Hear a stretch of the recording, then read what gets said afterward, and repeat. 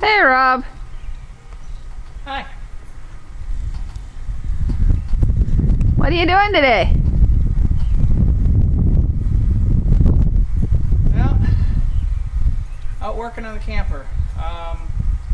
Currently trying to install an air vent cover. So this, let's see, this is a Max air vent cover. It goes over top of the air vent to allow you to leave the air vent open and get air circulation when you are sitting at the campsite, it's raining. Supposedly you could even leave it open when you're going down the road. I don't know if I'd want to do that personally, but why don't you come on up and take a look. So up here on the top of the camper, so we've got the air vent. Now this is open. This is in our bathroom, so we do have, there's a small vent fan as well. So basically what I did was I took this air vent cover, I set it over top of the air vent, and then I had Samantha operate the vent up and down while I moved it around a bit. And then the mounting holes here, there's 2 on each corner. I took a black marker and marked them. You can see here one of those marks, and you can see it better over here. So I've got the 2 marks, and then the 2 marks. So then I took these mounting brackets and I tried to position them where it looked like it would be the best. I decided to use the back set of holes. From there, I marked and then drilled a small hole. Now on this side, I've already got the mounting bracket bolted to the frame of the vent. I do have a carriage bolt sticking up through. This is the bolt that will go and hold the cover on. So I'm gonna work on getting these bolted on, and then I'll set the cover on. So be back with you in a bit. All right, project complete. So got the Max air vent all installed here on the back of the camper. Now I didn't go with a larger one because I'm right up here against the back. I would have liked to have gone with, I think it's called the Max Air 2. It comes out a little bit farther, gives a little bit more vent space, but I just don't have the room in here. I'm real close to the back end of the camper as is, but so it bolts down here, and it just bolts right onto the frame of the vent, so there's no holes through the roof of the camper at all. So really secure. I mean, I'm wiggling it and it's really secure. So adds a little bit of height to the camper, but that's all right. Let's go inside and take a look and see what it looks like inside. All right, so I'm in the bathroom now. I've got the lights off. The top to our vent is kind of a smoke gray color. But I've got it closed right now. It still lets some light in here. The Max air vent that I got was a white one. But it's still letting some air in, or some light in here. I'm going to crank this up here, and you can see just it does still let a bunch of light in. Now I can't quite get the vent cover all the way up, but that's all right.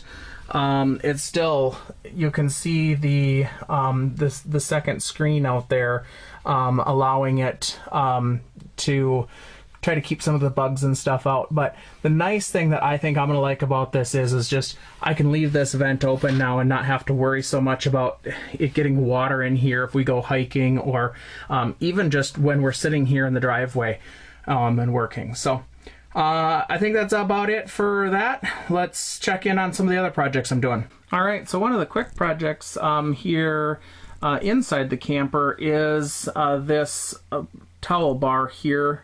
Well, what we're going to use for towel bar. It's a shower curtain rod, but put it up here just from the front linen cabinet back to the upper kitchen cabinets.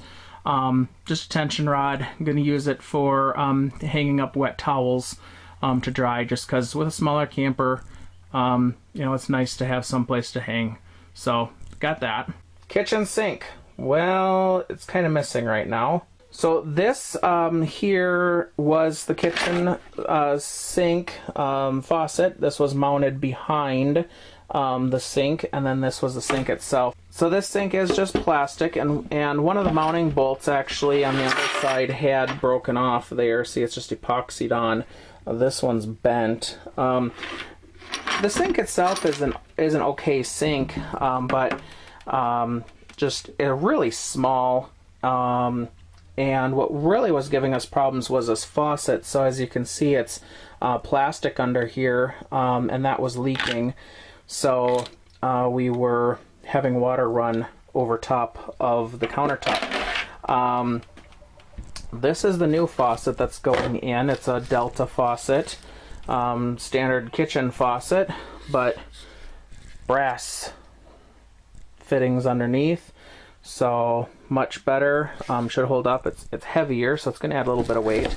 The sink we are putting in is a stainless steel sink. Now I do not have the hole cut bigger yet. I'm working on that, but that's kind of in process. I can take you in the garage and show you the sink itself. So this is the sink that we'll be putting in. I forget what the exact size of it is. It's a larger bar sink, though, is what it is. Uses a standard 3-hole faucet on the back side, larger drain. So this is what we're working on putting in there. Now I did have one issue with this, is that it is pretty much the largest sink I can fit in there. I've got enough room on the sides to fit within the cabinet and be able to put the hold down clips on both sides. Front and back is where I have issues, because there is on the front and the back of the cabinet about a 3/4 inch wide furring strip that goes along, and either I'd have to cut that or I'd have to do something to the sink to allow the mounting channels, I guess it is. It's kind of a U channel on the bottom side of the sink to allow these channels to fit down in next to that. So what I ended up doing here is I cut the channel off. That way, instead of having my rough opening be about here, I can have my rough opening all the way back here. And what I'll do is I'll just silicone this really good, and then I'm going to put a mounting bolt kind of as close to it as I can to the front on both sides, middle, and then basically as far back as I can, because I'm taking the channel off of the back as well. Now we did try a different technique on the back than cutting. Unfortunately that dimpled, I don't know, the camera's probably not picking it up very well, but unfortunately that dimpled this lip a bit.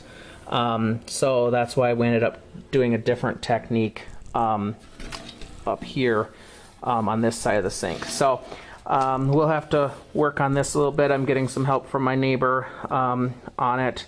So we'll try to work that out. The only good news is, I guess, though, is that this will be partially hidden by the time you put the faucet in there too. So I guess if we have to live with it, we have to. But that's what it is.